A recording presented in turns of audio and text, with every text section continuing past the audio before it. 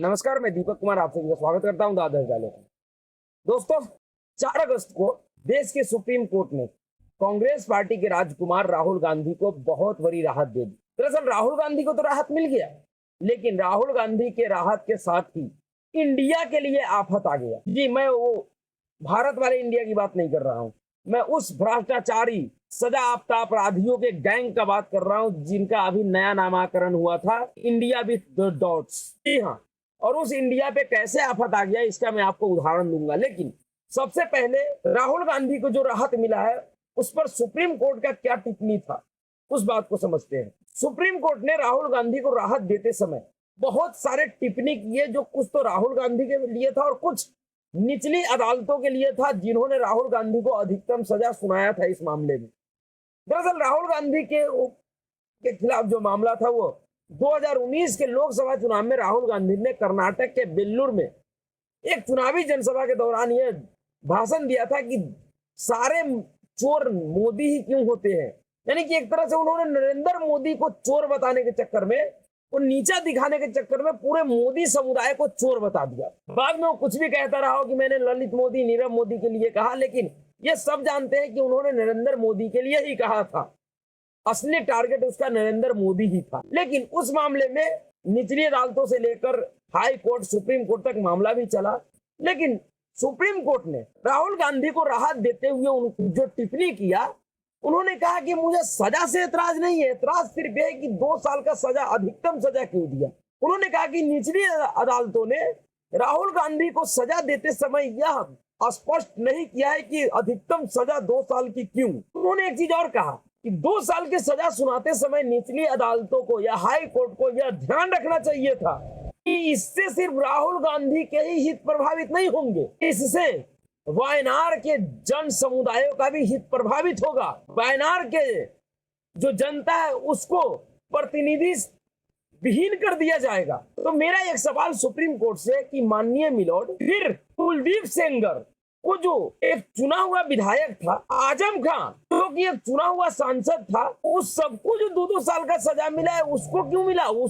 उसका भी तो हित प्रभावित हो रहा है। वो भी चुना हुआ सांसद था, विधायक था, उनके क्षेत्र के भी जनता को तो प्रतिनिधि विहीन रहना पड़ा है। तो उनके ऊपर आपका क्या ख्याल है?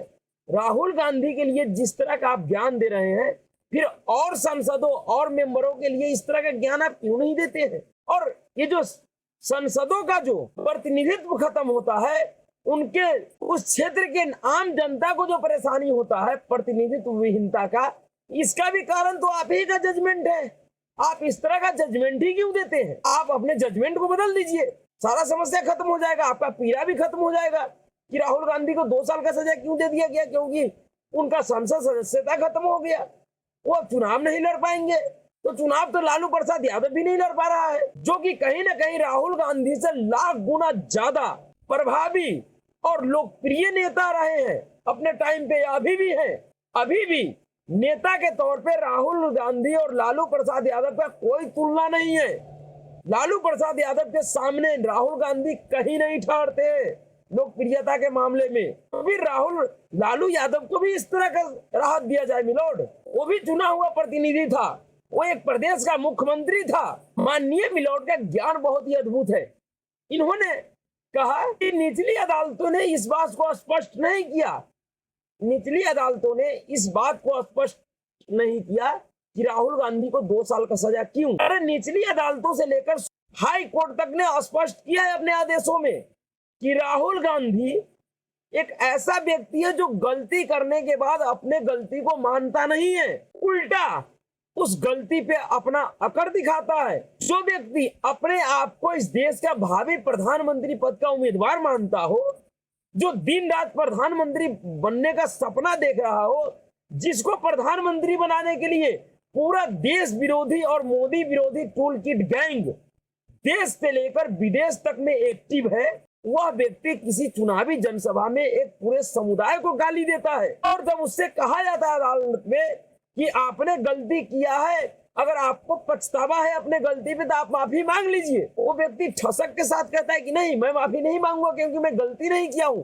क्योंकि उनको ऐसा लगता है कि वह एक ऐसे परिवार से आते हैं जिस परिवार को इस देश के लोगों को, भारत के लोगों को गाली देने का जन्मसिद्ध अधिकार प्राप्त है, वह अपने आप को इस देश और इस देश के लोगों से सर्वश्रेष्ठ मानता है। अगर ऐसे व्यक्तियों को, जिस व्यक्ति के ऊपर इतनी बड़ी जिम्मेवारी है कि वो भविष्य में प्रधानमंत्री पद का उम्मीदवार है, वो व्यक्ति अगर चुनावी जनसभा में किसी समुदाय को खुलेआम गाली दे रहा है, उसको चोर कह रहा है, तो फिर उसको अधिकतम सजा नहीं दिया जाएगा, तो फिर अधिकतम सजा किसे दिया जाएगा? मानहानि के मामले में जो अधिकतम सजा का प्रावधान है वो किसके लिए है? क्या राहुल गांधी या भविष्य में कोई और नेता चुनावी जनसभाओं से इस देश के किसी समुदाय को खुलेआम मां बहन को गाली देगा तब जाके उसे अधिकतम सजा मिलेगी? अगर आपको अधिकतम सजा से इतनी आपत्ति है तो फिर आप इस अधिकतम सजा के प्रावधान को खत्म कर दीजिए। आप एक नया ऑर्डर निकालिए, नया आदेश निकाल दीजिए कि अब इस देश में किसी को भी आपराधिक मानहानि के मामले में या चुने हुए सदस्य को किसी भी मामले में 2 साल की सजा नहीं होगी, या 2 साल की अगर सजा होगी तो उनकी संसद सदस्यता खत्म नहीं होगी। क्योंकि संसद सदस्यता जिसके लिए आपका सबसे ज्यादा पीड़ा है कि राहुल गांधी का संसद सदस्यता खत्म हो गया, ये तो आप ही के ऑर्डर का देन है ना। आप अपने ऑर्डर को बदल दीजिए, आप कह दीजिए कि मैं उस ऑर्डर को मैं संशोधित करता हूं, उसको खारिज करता हूं, और नया ऑर्डर निकालिए, नया फैसला दे दीजिए कि अब से किसी भी चुने हुए प्रतिनिधि के खिलाफ किसी भी मामले में अगर 2 साल या कितनी भी दिन का सजा होता है तो उसकी सदस्यता खत्म नहीं होगी। जबकि सुप्रीम कोर्ट ने भी माना है कि राहुल गांधी ने जो बयान दिया था वो आपत्तिजनक था, वो अच्छा नहीं था। राहुल गांधी जैसे व्यक्तियों को सार्वजनिक मंच से भाषण देते समय, बयान देते समय कुछ चीजों का ध्यान रखना चाहिए। इस तरह के शब्दों का प्रयोग नहीं करना चाहिए, यह गैर मुनासिब है। यानी कि आप भी मान रहे हैं कि राहुल गांधी ने गलती किया है, और उसी गलती के लिए आपके भी कोर्ट में राहुल गांधी ने 3 तारीख को हलफनामा दाखिल करके कहा कि मैं माफी नहीं मांगूंगा, क्योंकि उनको लगता है कि उन्होंने गलती नहीं किया है, उनका जन्मसिद्ध अधिकार है, उन्होंने अपने अधिकार का प्रयोग किया है, भला वो गलती कैसे हो सकता है? उसके बाद भी आप कहते हैं कि इनको 2 साल का सजा क्यों दे दिया गया? लेकिन राहुल गांधी के लिए सुप्रीम कोर्ट का जो मेहरबानी था वो सबको पता था, इसमें कोई आश्चर्य की बात नहीं है। लेकिन राहुल गांधी को मिला यह राहत कैसे इनके तथाकथित इंडिया विद डॉट्स के लिए आफत बन गया, इसको समझिए। दरअसल राहुल गांधी को राहत मिलते ही इस देश में 5-6 ऐसे नेता हैं जो बड़े ही परेशान, एक तरह से कोमे में चले गए हैं, सदमे में चले गए हैं। पहला नंबर आता है बिहार के मुख्यमंत्री नीतीश कुमार का, जिनको पूरा यह आस्था कि अगर राहुल गांधी को, क्योंकि आप एक चीज समझिए, जो महागठबंधन का स्वरूप में जो तेजी आई वो राहुल गांधी को सजा मिलने के बाद आया। चर्चा तो काफी दिनों से चल रहा था, लेकिन जो इसमें तेजी आया वो राहुल गांधी को सजा मिलने के बाद आया। और वो किस लिए आया? इसके पीछे का तर्क यही था कि अगर कांग्रेस पार्टी के पास कोई पीएम पद का उम्मीदवार नहीं होगा तो फिर मजबूरी में कांग्रेस पार्टी किसी न किसी नेता को प्रधानमंत्री पद का उम्मीदवार बना देगा, उस पर समर्थन जता देगा, जिसमें सबसे ज्यादा उम्मीद नीतीश कुमार जी पाले हुए थे, क्योंकि उनको पता था कि अगर राहुल गांधी को सजा से राहत नहीं मिलता है तो कांग्रेस पार्टी दूसरे किसी भी अपने नेता को प्रधानमंत्री पद का उम्मीदवार नहीं बना सकता है। चाहे प्रियंका गांधी क्यों ना हो, वह प्रधानमंत्री पद का उम्मीदवार नहीं बनेगी। जब भी बनेगा तो राहुल गांधी बनेगा। इसी तरह का उम्मीद ममता बनर्जी को भी था। उनको ऐसा लग रहा है कि जिस व्यक्ति के नाम पे 2 चुनाव हार चुके हैं, जो व्यक्ति प्रधानमंत्री पद का लायक ही नहीं है, नरेंद्र मोदी और राहुल गांधी का अगर मुकाबला होता है तो राहुल गांधी नरेंद्र मोदी के सामने कहीं भी नहीं टिकेंगे। और ये बात सत्य भी है। इन तमाम विपक्षी गठबंधन में जो दल शामिल है, इन सबका यही प्रयास था कि किसी भी तरीके से 2024 चुनाव को नरेंद्र मोदी वर्सेस राहुल गांधी नहीं होने दिया जाए। इसीलिए अब तक ये गठबंधन 2 मीटिंग होने के बाद भी ना तो संयोजक पद का ऐलान कर पाया और ना ही प्रधानमंत्री पद का कोई उम्मीदवार का नाम घोषित कर पाया। इसके पीछे कांग्रेस पार्टी का एक और रणनीति था कि कांग्रेस पार्टी को पता था कि सुप्रीम कोर्ट से उसको राहत मिल जाएगा। लेकिन अब नीतीश कुमार पूरी तरह से निहाल हो गए हैं, बदहवास हो गए हैं। अब नीतीश कुमार जी को समझ में आ गया कि वो किसी भी तरीके का बार्गेनिंग कांग्रेस पार्टी के साथ नहीं कर पाएगी। इसी तरीके से ममता बनर्जी को भी अब समझ में आ गया है कि वो जिस तरीके से कांग्रेस पार्टी के साथ बार्गेनिंग कर रही थी पश्चिम बंगाल में, उस तरीके से अब नहीं कर पाएगी, इसलिए वो भी निराश है। उनको भी लग रहा है कि अब ये सारा किया धरा बेकार हो गया, क्योंकि जैसे ही लोकसभा चुनाव में नरेंद्र मोदी वर्सेस राहुल गांधी होगा, वैसे ही नरेंद्र मोदी को रोक पाना संभव नहीं है। इसलिए अब ममता बनर्जी भी निराश है, खास करके वो पश्चिम बंगाल को लेकर निराश है कि उनको उम्मीद था कि वो कांग्रेस पार्टी के साथ बार्गेनिंग करके जिसमें वो कामयाब हो गई थी, इसका झलक बेंगलुरु चुनाव में देखने को मिला था कि जिस ममता बनर्जी को 2021 में जब ममता बनर्जी बनी मुख्यमंत्री बनी थी, तीसरी बार जीती थी प्रचंड बहुमत से, उसके बाद जब वो दिल्ली में कांग्रेस पार्टी और सोनिया गांधी से इसी तरीके का विपक्षी एकता में बात करने गया था, उस समय राहुल गांधी और सोनिया गांधी ममता बनर्जी को एक कौड़ी का वैल्यू नहीं दिया था। यहां तक कि राहुल गांधी या सोनिया गांधी ममता बनर्जी को कमरे से बाहर गेट तक छोड़ने नहीं आई थी। उसके बाद पता है आपको कि ममता बनर्जी ने किस तरह से खड़े खड़े राहुल गांधी को सुनाया था। उस ममता बनर्जी को बेंगलुरु के मीटिंग में सोनिया गांधी अपने बगल में अपने बराबर की सम्मान कुर्सी पे बैठाई हुई थी। इससे दिखता है कि किस हद तक कांग्रेस पार्टी टीएमसी के दबाव में थी। उसी तरीके से बिहार में लालू प्रसाद यादव भी कांग्रेस पार्टी के साथ बार्गेनिंग कर रहा था, और इसका उदाहरण यह है कि बिहार कांग्रेस के पास जो सबसे तेज तर्रार नेता था, युवा चेहरा था, जो भविष्य में बिहार में एक मजबूत चेहरा के तौर पे आ सकता था, कन्हैया कुमार, उसको राहुल गांधी कांग्रेस पार्टी से बार्गेनिंग करके विपक्षी एकता के नाम पे उस कन्हैया कुमार को बिहार से बाहर फेंकवाने में कामयाब हो गया, और कांग्रेस पार्टी को करना पड़ा क्योंकि उस समय दबाव में था। लेकिन अब कांग्रेस पार्टी का रुख बदल रहा, और इसका सबसे बड़ा उदाहरण दिल्ली के अरविंद केजरीवाल के साथ जो आजकल हो रहा है वह है। दरअसल शुक्रवार को ही 4 अगस्त को ही कर्नाटक कांग्रेस के स्वास्थ्य मंत्री दिनेश गुड्डू राव दिल्ली के मोहल्ला क्लिनिक के दौरे पे आया था। जब दौरे पे उन्होंने आया था तो उनके स्वागत में दिल्ली का जो वर्तमान के स्वास्थ्य मंत्री सौरभ भारद्वाज बड़ी तैयारी करके रखा था। बड़े वीआईपी तरीके का एक मोहल्ला क्लिनिक बनाया था, वहां पे बहुत अच्छे तरीके से फोटो खिंचवाया। दिनेश गुड्डू राव ने बयान भी दिया कि हम मोहल्ला क्लिनिक का बहुत पहले से हमको जानकारी था, बहुत चर्चा इसका सुन रहे थे, इसलिए हम इसको देखने के लिए आए हैं, और इसमें देख रहे हैं कि क्या क्या अच्छा व्यवस्था है जिसको हम अपने यहाँ के नम्मा क्लिनिक में उपलब्ध करवाऊंगा। ये नम्मा क्लिनिक जो है वो कांग्रेसियों ने शुरू नहीं किया, वो बीजेपी शासित राज्य की पिछली जो सरकार थी बसवराज बोम्मई की, उन्होंने शुरू किया था। लेकिन उसको अब कांग्रेसी कह रहे हैं कि हम शुरू कर रहे हैं, चलिए सरकार उनकी है तो कहेंगे। उन्होंने कहा कि हम मोहल्ला क्लिनिक इसलिए देखने आए हैं कि अगर इसमें कुछ अच्छी चीज हुआ तो हम उसको अपने यहाँ के जो नम्मा क्लिनिक है उसमें लागू करेंगे। लेकिन जैसे ही राहुल गांधी को दोपहर 2 बजे के बाद सुप्रीम कोर्ट से राहत मिला, उसके तुरंत बाद वही दिनेश गुड्डू राव ने ट्वीट करके कहा कि हम जितना मोहल्ला क्लिनिक के बारे में सुनते थे उतना कुछ खास नहीं है, बहुत बढ़ा चढ़ा कर बताया गया। मोहल्ला क्लिनिक में तो मरीज भी नहीं था, इससे ज्यादा सुविधा तो मेरे यहाँ के नम्मा क्लिनिक में है, जहाँ मरीज भी आती हैं, उनके टेस्ट भी होते हैं, लेबोरेटरीज भी है, दवाइयाँ भी है, हर चीज है। दिल्ली के मोहल्ला क्लिनिक में तो कुछ है ही नहीं जी, बिल्कुल बेकार है। इसके बाद आम आदमी पार्टी और कांग्रेस में जंग छिड़ गया है। आम आदमी पार्टी का एक विधायक है नरेश बलियान, उन्होंने कहा कि जब आप यहाँ मोहल्ला क्लिनिक में थे तो बड़ा बखान कर रहे थे, सुबह फिर कर्नाटक भवन में पहुंचते ही ऐसा क्या दबाव पड़ा कि बिल्कुल भाजपा के स्तर की राजनीति पे उतर गए। यानी कि अब कांग्रेस और आम आदमी के बीच में गजब की जुत्तम पैजार हो रही है इस मसले को लेकर।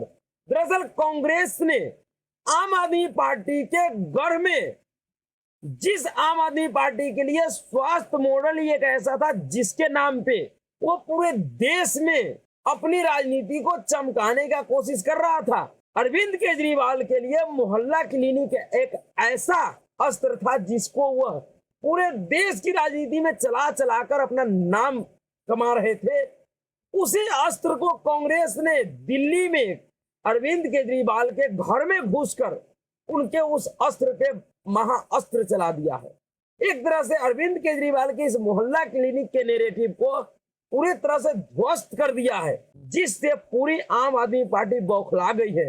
अरविंद केजरीवाल को समझ में नहीं आ रहा कि वो करे तो क्या करे, क्या बोले, क्योंकि राहुल गांधी को राहत मिलने के बाद अरविंद केजरीवाल भी एक वो नेता है जो सदमे में है। उनका भी सपना चकनाचूर हो गया। वो बार बार ये दिखाने का कोशिश कर रहा था कि जितना भी अलायंस में जो भी नेता है उसमें सबसे ज्यादा पढ़ा लिखा मैं हूँ, इसलिए पीएम पद का उम्मीदवार तो मैं ही हो सकता हूँ। उनके भी इस सपने पे पानी फिर गया, जिससे वो भी सदमे में है। अब तो कांग्रेस आम आदमी पार्टी के बीच में तकरार इतना बढ़ गया है कि दिल्ली कांग्रेस के नेता और पूर्व मुख्यमंत्री शीला दीक्षित के पुत्र संदीप दीक्षित जी ने कह दिया है कि अरविंद केजरीवाल और राहुल गांधी के बीच में तुलना ही नहीं हो सकता है।